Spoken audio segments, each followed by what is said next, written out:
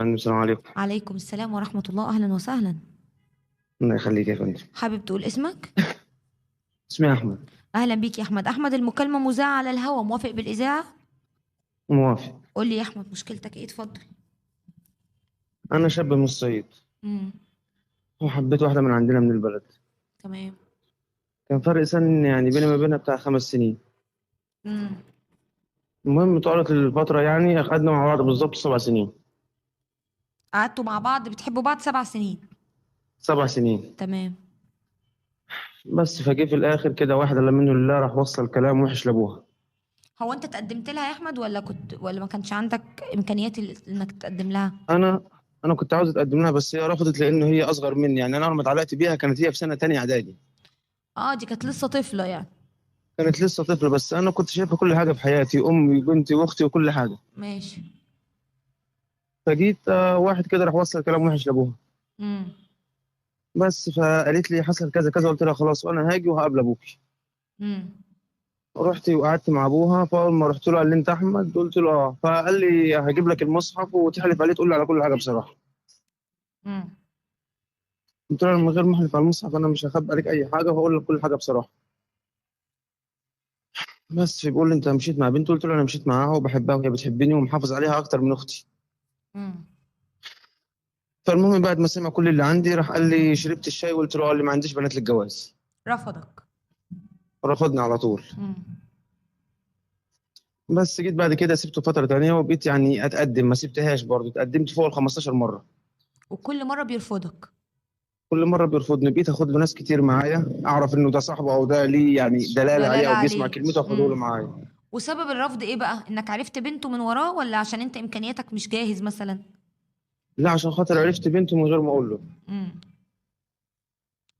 بس فسكت بعد كده وسلمت امر لله. جت بعد كده كلمتني قالت لي انا اتخطبت.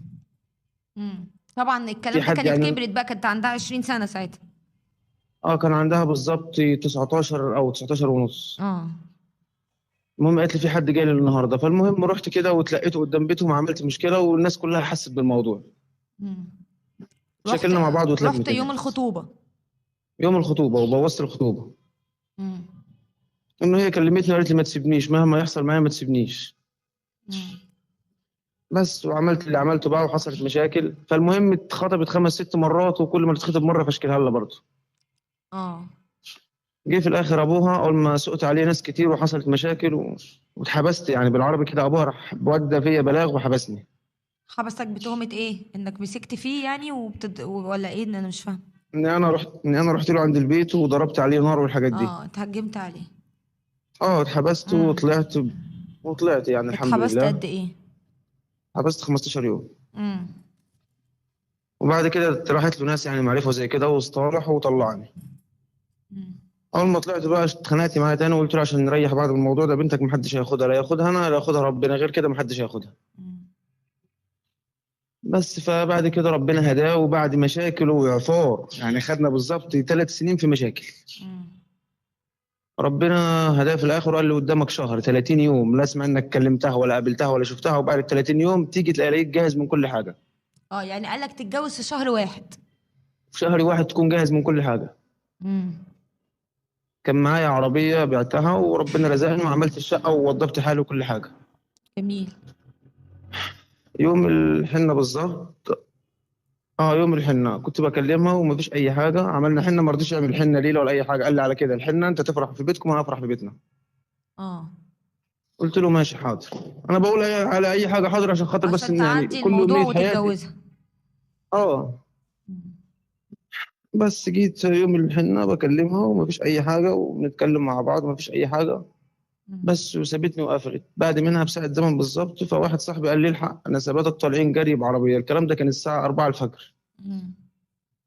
المهم طلعت جري ورحت وراهم المستشفى فلحقتهم في المستشفى. مستشفى ليه؟ هم طبعا دلوقتي ان انا من الصدمه انا ما اعرفش، هم قالوا لي راح المستشفى، جريت على المستشفى رحت دخلت في ايه، راحت جت اختها قالت لي انا هقول اسمها. مم. جت اختها قالت لي الحق ايات ماتت. قلت لها ايات ماتت ازاي؟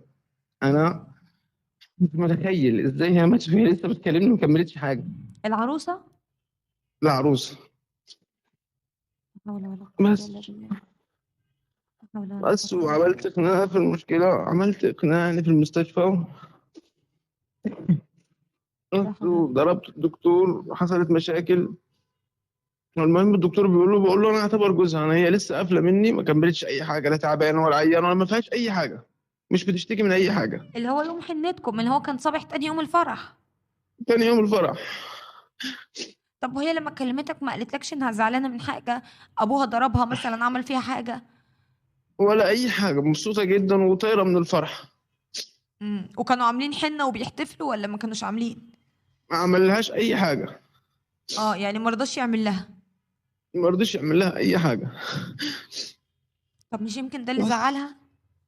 لا، ما اكتشفت بعد كده لما الدكتور جه، قلت له لا، انا هطلب الطبيب الشرعي، هتشرح، هتعمل اي حاجه، المهم لازم اعرف هي ماتت ازاي، لانه هي ما فيهاش اي حاجه.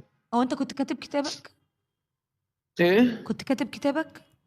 كتبت الكتاب اه. اه. بس وبعد كده بعد مشاكل وخناق وقعدت بتاع 4 ساعات في المستشفى، وبعد كده طلبت ان هم يشرحوها، مش هسيبها لغير ما اعرف هي ماتت ازاي. امم وفي الاخر طلعت انه ابوها اداها برشام وسماها وموتها. لا حول ولا قوة إلا بالله. لا حول ولا قوة إلا بالله. انا مش قادرة اصدق. انت اتأكدت من اللي انت بتقوله؟ ايوه. وابوها فين دلوقتي؟ ابوها محبوس. محبوس؟ يعني الموضوع ده كان قضية وخد وقت واتحبس واتحكم عليه بقد ايه؟ خد 7 سنين. 7 سنين بس؟ حكمت عليه ب7 سنين. هو طبعا ليه واسطة في المركز وزي كده. لا حول ولا قوة إلا بالله. الموضوع ده بقاله قد ايه يا احمد؟ دلوقتي بالظبط بقى لها على كده 2 سنين و7 شهور و48 يوم. 2 و7 شهور و48 يوم. 48 يوم. انت بتعدهم يا احمد بالايام؟ مش قادر. عملت كل حاجة عشان انساها، مش عارف. يعني انا ربنا وحده اعلم عملت ايه عشان خاطر اجهز نفسي واجهز الشقه بتاعتي، بالنسبه ان انا ولد وحيد على 5 بنات اخواتي. لا حول ولا قوة. وغير كده معايا ابويا راجل كبير في السن مش بيشتغل، ربنا كرمني وجهزت اخواتي البنات كلهم وجوزتهم، انا اللي انت مجوزهم. عندك كام سنة يا احمد؟ انا حاليا دلوقتي عندي 29 سنه. وانت كتبت كتابك عليها امتى؟ مش ابوها شرط عليك شهر واحد؟ كنت لا كتبت امتى؟ كتبت في اليوم اللي عملنا فيه الحنه. يعني انت كتبت في اليوم ده الصبح؟ اه، اليوم ده الصبح خدتها، راحت هي وابوها واخوها، ورحت انا وابويا وابن عم عند المأذون. لا حول ولا قوة الا بالله. طب استهدى بالله. استهدى ما بالله. عرفش اعمل ايه، ما عرفش يعني. جيت من فتره من 7 شهور كده، تعبت، نفسيتي تعبت، رحت شربت بتاع الصبغه اللي هي اللي بيحطوها الحريم دي في شعرهم، الحاجات دي. لا حول ولا قوة الا بالله. شربت صبغه، تعبت، خلاص قلت انتحر، ربنا كرمني ونفخ في صورتي. خدت 23 يوم في الانعاش بين الحياه والموت. لا حول ولا قوة الا بالله. اوعى تقول كده. لا تقنطوا طب من ومش رحمة قادر، الله. ومش قادر. مش عايز تقابلها؟ هي في الجنة ونعيمها. لو عملت اي حاجة من الحاجات دي مش هتقابلها. والله العظيم ما قادر على بقولها. لا حول ولا قوة الا بالله. انت بقالك سنتين. انت قلت لي بقالك سنتين وقد ايه؟ 2 و7 شهور و48 يوم. بقالك سنتين و7 شهور و48 يوم بتعيط كده؟ امال الموضوع مش اول ما قادر. حصل كان عامل ازاي؟ انا كنت في حياه ربنا واحد اعلم بيها، انا خدت شهر مش بتكلم، شهر مش بتكلم، مش بكلم اي حد. لا حول ولا قوة. ربنا رحمها. ربنا ارحم عليها من ابوها. اما هي سابتني وانا تعبان وبتعذب، انا بتعذب مش عارف اعمل ايه. انت لازم تقرا لها الفاتحه وتدعي لها وتعيش حياتك. ربنا اختبرك ولازم والله تكون انا قد جاي، الاختبار. انا من وقتها لغايه دلوقتي ما شفتش اهلي. بتلاقي اهلك هيتجننوا عليك يا احمد. حرام ما عليك شفتهمش، انا امك. سبت البلد ومشيت لغايه دلوقتي، انا بكلمهم في التليفون ما حدش يعرفني انا فين، بس بكلمهم كل فتره ويتصلوا عليا. وهين عليك امك وابوك واخواتك. مش قادر والله انت العظيم، قلت ما لي قادر، طول ما انا قاعد في باباك البلد مش متوفي بطلع. ولا باباك موجود؟ ابويا راجل، راجل كبير في السن.